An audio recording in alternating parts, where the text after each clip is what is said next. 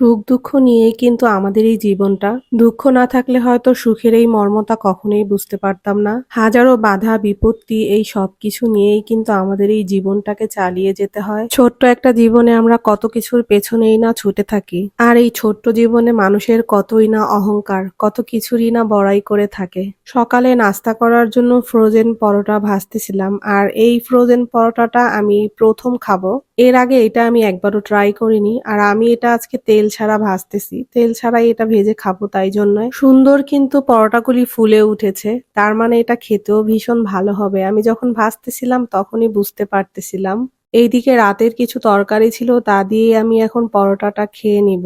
আর তেল ছাড়া পরোটা খেতে আমার কাছে বেশি ভালো লাগে। সবসময় এরকম ঝোল দিয়ে আমার কাছে পরোটা খেতে বেশি ভালো লাগে। খেয়ে যা বুঝলাম পরোটাটা আসলেই খেতে খুব মজা আর খুব সফট হয়, একদমই হার্ড থাকে না। খেতে খুব ভালোই লাগে। তারপরে এইদিকে দুধ চা বসিয়ে দিয়েছিলাম, তাও হয়ে গিয়েছে। এখন চা খেয়ে নিব একটু। সবসময় একঘেয়েমি দুধ চা বা রং চা কোনোভাবেই খাওয়া হয় না। আমি দুইটা চাই পছন্দ করি, তবে রং চাটা একটু বেশি পছন্দ করি। সকালে নাস্তা খাওয়ার পরে তারপরে চলে এসেছি দুপুরে রান্না বান্না করার জন্য। আজকে এখানে রূপচাঁদা মাছ ভুনা করব। আর এই মাছগুলিকে এইভাবে ছোট টুকরো করে কেটে নিয়েছি, আস্ত করে রাখিনি যেহেতু বড় মাছ ছিল। এইদিকে আমি হলুদ মরিচ মাখিয়ে তারপরে হচ্ছে মাছটাকে হালকা একটু ভেজে নিব।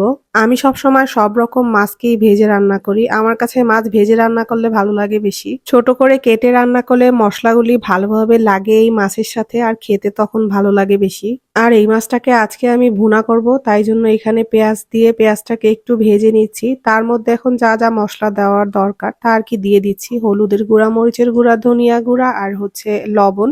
রান্না করতে আমার কাছে তো একটা সময় একদমই ভালো লাগতো না, কিন্তু আসলেই কিন্তু রান্না যদি মন দিয়ে করা হয় তাহলে রান্না করতেও কিন্তু ভালো লাগে। আমার কাছে তো এখন সব রকম রান্না করতেই খুব ভালো লাগে এবং নাস্তা বানাতেও খুব ভালো লাগে। আসলে এই সব কিছু আরো বেশি হয়েছে ভিডিও করার খাতিলে, যেহেতু টুকটাক ভিডিও করি সেই জন্য হচ্ছে এই কাজগুলি করাও হয়। এরপর আপনাদের সাথে এইগুলি সবকিছু শেয়ার করতেও খুব ভালো লাগে। আপনাদের অনেক সুন্দর সুন্দর কমেন্ট যখন দেখি তখন আসলেই খুব ভালো লাগে।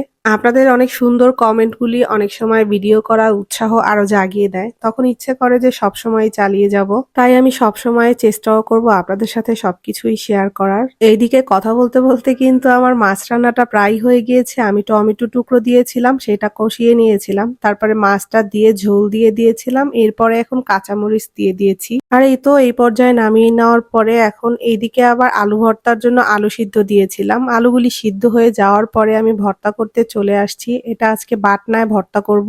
আলু ভর্তাটা বাটনা ছাড়া কিন্তু হাতেও করা যেত, তবে আমার কাছে বাটনায় যে কোনো ভর্তা করলে খেতে একটু বেশি ভালো লাগে, তাই জন্য সবসময় চেষ্টা করি বাটনায় ভর্তা করার জন্য। শুকনো মরিচটাকে আমি প্রথমে গুঁড়ো করে নিয়েছি, তারপরে পেঁয়াজ দিয়ে এখন মরিচের সাথে মিশিয়ে নিয়ে এর মধ্যে সরিষার তেল দিয়ে তারপরে ভর্তাটা করে নেব। আর যে কোনো ভর্তায় সরিষার তেল দিলে কিন্তু মজা আরো বেড়ে যায়। তাই ভর্তা করার জন্য তো সরিষার তেল মাস্ট বি লাগবেই। ছোটবেলা থেকেই কিন্তু আমি আলু ভর্তা খুব পছন্দ করি। আলু ভর্তা আর হচ্ছে তার সাথে পাতলা ডাল, এটা আমার খুব ফেভারিট একটা খাবার। তবে ইদানিং আলু ভর্তাটা একটু কম খাওয়া হয়, যেহেতু আলু নাকি প্রচুর মোটা করে সেই জন্য।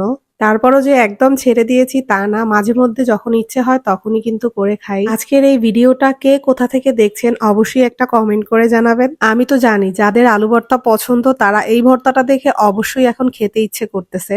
আর এই ভিডিওটা যদি ভালো লেগে থাকে তাহলে অবশ্যই একটা লাইক, কমেন্ট আর শেয়ার করে দিবেন। তো দেখা হচ্ছে আপনাদের সাথে আমার পরবর্তী ভিডিওতে। সবাই ভালো থাকবেন। আল্লাহ হাফেজ।